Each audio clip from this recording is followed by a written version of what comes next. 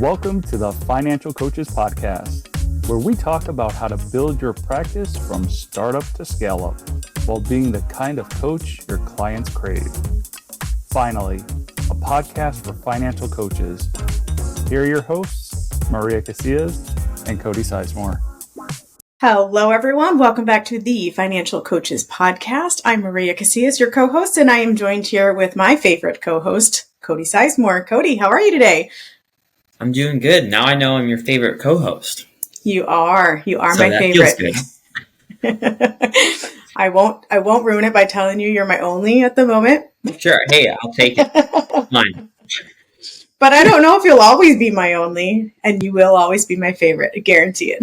Okay. All right. Anyway, I'm glad to be here with you today, Cody. Those of you who are listening, we've just come off of another really great interview, and it's been fun to have these interviews, I think, right? Yeah, we've had a lot recently. It's been it's been pretty sweet, and we have some more coming too. So yeah, absolutely. Keep an eye out. So I think these are fun and definitely valuable for people. So, but I do really enjoy my conversations just with you as well. And so I'm happy to be here with you today to talk about motivation. I think this is one of those things that a lot of people struggle with. I think it's one of those, like, it's kind of like willpower. They think that it's just, you either have it or you don't. And I'm kind of the mindset that motivation can actually be created, that it's not something that you have to find. What are your thoughts on that? I completely agree. For so many reasons, my own life, different coaches I talk to, clients that I have, like, that's one lesson that I have learned is that motivation is a temporary and fleeting kind of emotion. And if you wait for it to find you, you're probably not going to be very motivated in the first place. So you have to create it. I've never heard it described as an emotion before, but I really kind of like that. I don't know think if it is. I think it probably is. I've never heard it described that way. So I've heard it described as a mindset, right? But yeah, I like that because we use the word feel next to it. I guess I feel motivated. I don't feel motivated. So yeah, I really like that. And I think you're absolutely correct that it is a fleeting and sometimes difficult to regain that sense of motivation. I also think that whether or not you describe it as an emotion, it is very much attached to other emotions. I don't know about you, but there are times when, like, if I'm feeling sad, I'm probably also not feeling motivated. Right. What are some times in your life where you feel extra motivated for something? Extra motivated? Well, I mean, when I'm in flow, I'm definitely feeling very motivated. And what I mean by that is, like, everything's clicking, not just with, like, my business, but with my family, with my health, with my faith, with everything, right? So when I'm in flow, I'm naturally more motivated because there's less friction, right? However, on the other side of the spectrum, when stuff hits the fan, I had to keep it PG, but when stuff hits the fan, I'm also very motivated because I'm like, I can't afford to keep doing this, so I need to create this, right? And talk more about that. But actually, I'm glad you brought it up because I was gonna go there too. Because pain is like one of the primary motivators as well. So there's that excitement that you described when you're in flow, and then there's also pain, which is more of that negative approach. However, I will say that both of those, it becomes very reactive. Our motivation is a reaction to the inflow, or it's reaction to the pain. And I believe that in the middle of that spectrum, Cody, that's where we can actually be proactive with our motivation. And what I mean by that is that that's where we create motivation out of nowhere. And so I'd like to just talk for a few minutes today about how do we do that? Like, whether it's for ourselves or for our clients, how do we create motivation out of nowhere when we're kind of stuck in the middle of that spectrum, where we're not feeling a lot of pain and we're also not really in flow? Was that a question? Or are you saying? Sure. Okay. I see the nod on your face. Like, could you just give me the All answer? right. And I can give you the answer, but I think it would be more fun to talk through it first. Yeah. What do you think? Well, and here's the thing, Cody. I know that you do this naturally with your clients. I'm positive of that. So I'm kind of putting you on the spot, but if you take a step back and just go, okay, how do I help motivate my clients when they're not in either one of those ends of the spectrum? Yeah. So, shocker, if you listen to the show, you would probably think, okay, so Cody is like all about motivation and mindset and pushing yourself, all that kind of stuff. Like he does 75 hard and he does this and he does that and like all this kind of stuff, which I'm currently on 75 hard as well. So it's probably a shocking to hear that I actually don't like the word motivation. I don't. I'm not. I mean, okay, so tell us more. Yeah. I don't like it because it's so fleeting. What I like is consistency. What I like is discipline. Because motivation, it comes and goes. Sometimes you feel like doing something. Sometimes you're motivated to do something and sometimes you don't. But the difference between motivation and discipline is that when you're disciplined, it doesn't matter how you feel. You still get the thing done. And I think that that's how you actually create motivation. Motivation is created through several micro wins consistently over time through action that then turn into macro wins, in my opinion. So I don't really believe that motivation plays a huge role in my own life. And this is something that I teach my clients as well. And I've even had discussions with other coaches about this too. Because if we rely on motivation, to compare it to something, it would be basically like, hey, like we're relying on day trading to make us rich because it's so volatile. It's unpredictable. It's not something that you can depend on. It's just, it comes and goes, right? Just like day trading. So I don't day trade myself. I don't think that that's a wise thing. Now, there might be someone who listens and they're like, Cody's wrong on that. Cool. I'm okay with being wrong, but that's just my opinion. But I am very, very a huge believer in discipline and consistency. And I think that you create motivation and it stays with you consistently through discipline. Because that's why I do things like 75 hard. That's why I do things like post every single day. That's why I do things like start new conversations and I'm not talking about one new conversation a day. I'm talking about, double digit new conversations with people every single day because I have a certain standard that I set for myself. I made it non-negotiable and it doesn't matter how I'm feeling. It doesn't matter what I got going on. It doesn't matter what's happening at home. It doesn't matter about anything like that. It's something that I made non-negotiable to where I'm doing it no matter what the circumstance is. And I think that that's how motivation is actually crafted, because if you can consistently do that and you can consistently be in integrity and stay in that form of discipline that you told yourself that you were going to do, then naturally motivation comes. Naturally. But you can't naturally be disciplined through motivation. Does that make sense? Yeah, you make a lot of really interesting points. And I think what's really interesting about it is that part of the reason you don't like the word motivation is because you are equating it to a feeling, right? And also, I had said I never really heard it described that way. And I think part of it is because for me, a lot of it is all what you just said, but all that you just said is very mindset based. So it's, making that disciplinary, the decision to be disciplined, the decision to be consistent in what we do. And that then creates that momentum and that motivation. And so that's why I'm smiling over here. Because I'm like, you know what?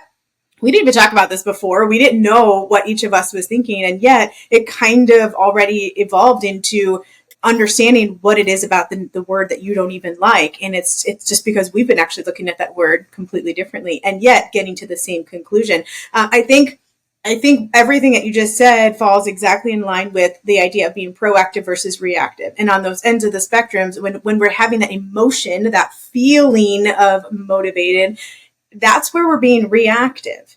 But when we look at it as the proactive approach that I brought up earlier, that's really everything you just described. And you described it very eloquently. And I really do appreciate that you did that. So that's really that mindset. It's the deciding on what to do and then ultimately creating that motivation for ourselves. So it becomes more of a doing and way less of a just feeling. Yeah. And I want to add too, like, I think that when we're motivated, typically what we're motivated about is a larger sort of outcome. So, for example, maybe we want to work with 30 clients, or maybe we want to generate $100,000 of revenue or $200,000 of revenue or whatever it might be. And we're motivated towards that. It's a big picture kind of goal, right? And I think that that's the problem. Like, it's just like helping a client pay down a mountain of debt. Like, say they have $100,000 worth of debt. They can be motivated on that, but, $10,000 in, that motivation might fall, right? And I think it's the same thing with our big picture goals as well. So that's why it's so fleeting, is because we have this big idea, we have this big goal, we have this big outcome, this big destination, and we make it more about that destination than the journey itself. And that's what discipline brings to the table, is it switches the perspective to where it's more about the journey, and then you'll eventually get to the destination. And I think that that's a big reason as to why I love the word disciplined and I'm not a huge fan of motivation. Because I can sit here and I can promise this. I know, because I'm in a business coaching group. I do like some junior coaching for the head coach in that group. So I work with a lot of different coaches across different platforms, health coaches, transformational coaches, all this kind of different stuff, right? Relationship coaches, whatnot. And one thing that I see across the board in that group, but then also, and not everybody, but, I do see it a decent amount. But then even with like talking to different financial coaches who are wanting to launch their practice or grow their practice or whatever, a lot of them aren't disciplined. A lot of them aren't doing things consistently in order to get to the desired outcome. And I'm sitting here right now and I'm going to tell you this right now. So if you're listening to this, stop what you're doing and pay attention, because this is super important.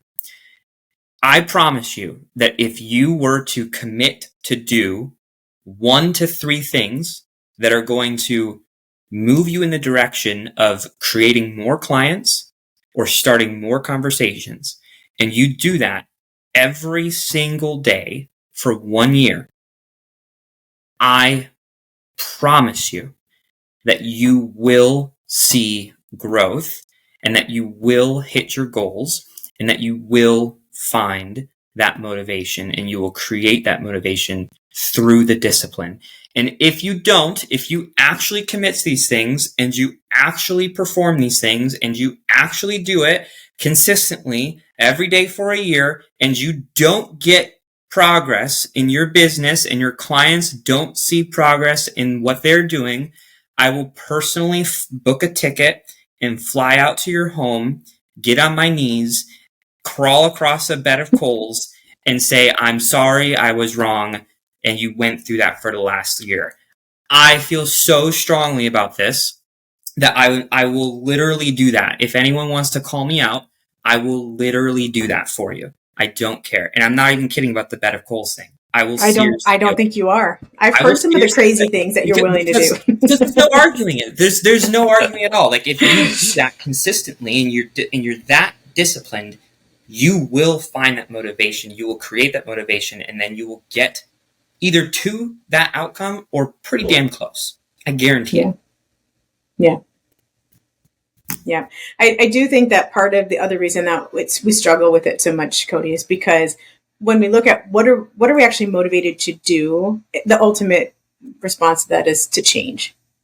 Like, that's what it's going to require, right? It's going to require some sort of change from us, whether it's change in our habits, which is the toughest part, I think. Change in mindset, which is at least easier to say rather than to do.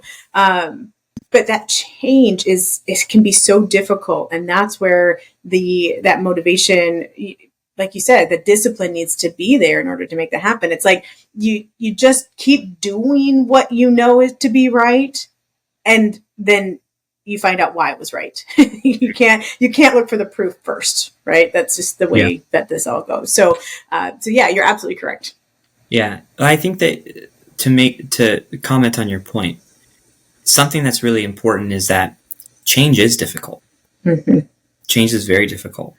But most people who want to see a change, they want to see it because their current circumstance is either very painful or it's not good enough for them. Mm-hmm. And the thing about change is that a lot of people are afraid of change. A lot of people, they tend to avoid change because it's unknown. And I think that has a lot to do with a person's ego. But at the end of the day, you have to ask yourself the question, which one is more painful? Is staying where you're at forever more painful than the change? And if the answer is yes, then you should absolutely run into the change. If it's not painful enough, that's the problem. Yep. That's the problem. I agree. I love how we are really on the same page, but not in so many different ways. And I think that's so common between you and I. We have different ways of thinking about things, and yet that's what makes it so neat, because we end up in the same vicinity. So how are we on the same page? I want to hear your perspective. Oh, just like we talked in the beginning about how I hadn't really thought about it as an emotion per se, and it might just be kind of how I was trained. That it was more of that mindset, and also that the proactive and the reactive stuff. That it's just there's almost like a science to it, that it's not purely emotional. It's all there is to it.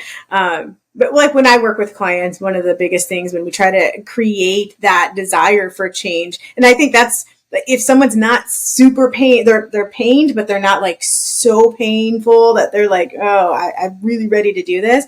Then we have to, as coaches, we have to help create that. We have to develop that discrepancy for them. Just that discrepancy between where they are right now and where they actually want to be. And sometimes that's really hard because people have a hard time really envisioning where they want to be and understanding like what is on the other side. So there's just a whole bunch of different layers that kind of come with that as well. So that's what I mean when I say like we come at it from different areas, but we end up really on the same page, which I always think is pretty cool. Yeah. I think that that's a really good point too. Even with like conducting your consultations, for example, motivating someone to step into coaching, especially if you're asking for a larger investment into it. Maybe you're a more established coach and you're selling, these packages that are, a couple of grand or more, right? Getting someone to feel motivated to say yes to that, it does require them to feel that pain and then to desire that change. Yeah. Right. So that's really, really important during your consultations. Like I call it the hell and the heaven. You have to be able to essentially get to those bleeding neck sort of issues that they have and literally like drag them through hell, and really make them feel that pain. And then you can then shift their focus to that heaven. And you can say, with this, and this in place, you can absolutely get there. But, without it, you're probably going to be here because you're already there now. Right. Yeah. And I think the history thing. Yeah, and I think the best way to do that is through the use of really good questions, just like anything that Yeah. we Oh do yeah, really well. absolutely. And it's, just guiding them to what is the next natural consequence of what you're doing right now, and then what, and then what will happen after that. Hmm. Because and you do it in both ways. So if they're somewhere in the middle, you are taking them down, in your words, you're taking them down to that path of hell, and like letting them see, wait, 4 years from now, 5 years ago now, if you continue this way, what will that look like? And sometimes it's very difficult to understand what that will look like in 5 years. So you just keep stepping that back. And then you have to do that in the opposite direction as well. If we Yeah. make this one tiny trajectory change, what will that look like, 1 year from Yeah. now, 2 years from now, et cetera. Yeah. So yeah, but not just telling them that it's possible, but having them walk through that so they can decide. Yes, that exact point is so, so important. You can't just like tell people that Right. their situation is, not good, or, that it could turn very poorly if they don't do something. Because if you do that, they're going to be like, who the heck is this jerk? Like you can't just What does he tell think people. he knows? Yeah, the art of doing both the hell and the heaven is through asking really good questions. You Mm-hmm. need to allow them to figure it out on their own, and you're just asking questions to help them get there on both ends of the spectrum. So because if they answer the questions themselves versus someone telling them that, they're going to feel it. They're going to Mm-hmm. feel it so much deeper because they're going to say, this is my decision. This is my situation. They're going to take ownership of it. And then, well, as they take ownership of it, they're also going to feel very empowered into stepping into coaching. And that's Mm-hmm. what motivation is. Yep. Yep. And also, it's sometimes what we need to do in order to make that happen is have them recall something that already has happened for them. So instead of just everything being hypothetical, if you were to do this, what do you think will happen? But being able to go back just a little bit on that timeline for them, and be able to pinpoint when did they have that shift of trajectory in the negative, and how did it affect their life in the last 6 months, for example. But have Mm-hmm. them recall that so that they can understand how will that continue to go forward. I think sometimes we have such a hard time understanding that we didn't just wake up where we are right now. We didn't just end up in the situation that we're in. We brought ourselves to that situation. I remember when I recorded my first podcast and I was kind of telling our story, and so I started by saying, we found ourselves in, I think it was $92,000 worth of debt. And then I absolutely stopped and said, let's get real. We didn't find ourselves there. We put our asses there, right? Mm-hmm. We did that. But if we don't take a moment to stop and look back at what choices did we make, what actions did we take that got us to where we are, we're going to have a really hard time being able to actually think about what is our next action going to do? What's the consequence of that going to be? So sometimes it is taking just a few steps back so that they can recall that and then apply that going forward. Mm-hmm. Yeah. In the positive too, by the way, I just want to throw that out there. I'm not a negative Nelly. We Oh also yeah. need to help them understand when they did something that really encouraged them.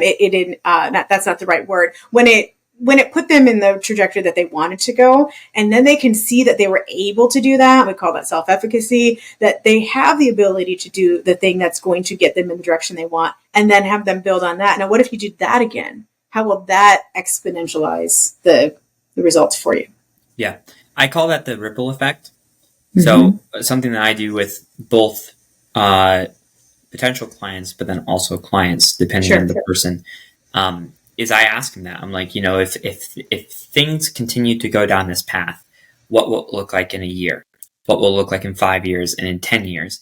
But if you were to make these shifts, what will it look like in a year, 5 years, and 10 years? Because when Mm-hmm. you do that, it's so clear. It's like, why would you not Yeah. go Mm-hmm. down the path that's going to be empowering you? You'd have Mm-hmm. to be silly to walk away from that and then go towards the path that's going to be um, detrimental to you. Or not believe that you're capable of doing it. Mm-hmm. Yeah. Right. And that's where that whole exercise comes in about the when have you done it well in the past? Right. Because Right. then they can be reminded that they actually are capable of making that change and making that good decision for themselves. Mm-hmm. Yeah. Yeah. So I think, the big takeaway with this whole conversation would be that if you're waiting to be motivated, you're going to be waiting for a long time. Mm-hmm. And I would almost break up with that word.